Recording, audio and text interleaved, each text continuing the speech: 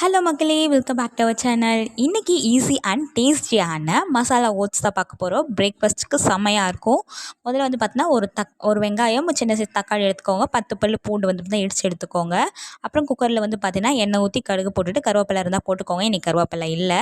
So first வந்து பார்த்தீங்கன்னா இடித்து வச்ச பூண்டை போட்டுட்டு நல்லா வதக்கிக்கோங்க. அப்புறம் நம்ம கட் பண்ணி வச்சுருக்க தக்காளி வெங்காயம் போட்டு நல்லா வதக்கிக்கோங்க. ரொம்ப வதக்கணும்னு அவசியம் இல்லை. நம்ம குக்கரில் வேக தான் வைக்க போகிறோம். ஸோ அதுக்கப்புறம் வந்து பார்த்திங்கன்னா மஞ்சத்தூள், தேவையான அளவு உப்பு. நான் இன்றைக்கி வந்து பார்த்திங்கன்னா குழம்பு மிளகாய் தூள் ஆட் பண்ணியிருக்கேன். உங்களுக்கு வேணும்னா நீங்கள் சாம்பார் பொடி கூட ஒரு டேபிள் ஸ்பூன் ஆட் பண்ணிக்கலாம்.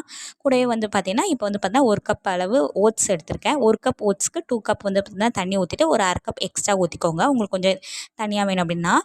நார்மலாக எப்போவுமே ரைஸ் சாப்பாடு வேக வைக்கிற மாதிரி தான் 3லேருந்து 4 விசில் விட்டு இறக்குனீங்கன்னா செம்மையாக வந்து பார்த்தீங்கன்னா ரெடி ஆகிடும். கண்டிப்பாக நீங்கள் நார்மலாக இந்த மாதிரி ஓட்ஸ் செஞ்சு சாப்பிட்றத விட இந்த மாதிரி ட்ரை பண்ணி பாருங்கள். சூப்பராக இருக்கும். பார்க்க ஃபஸ்ட்டு வந்து பார்த்தீங்கன்னா கொஞ்சம் தனியாக இருக்க மாதிரி தான் இருக்கும். ஆற ஆற கெட்டியாயிடும். நெக்ஸ்ட் வீடியோவில் மீட் பண்ணுறேன். பாய்.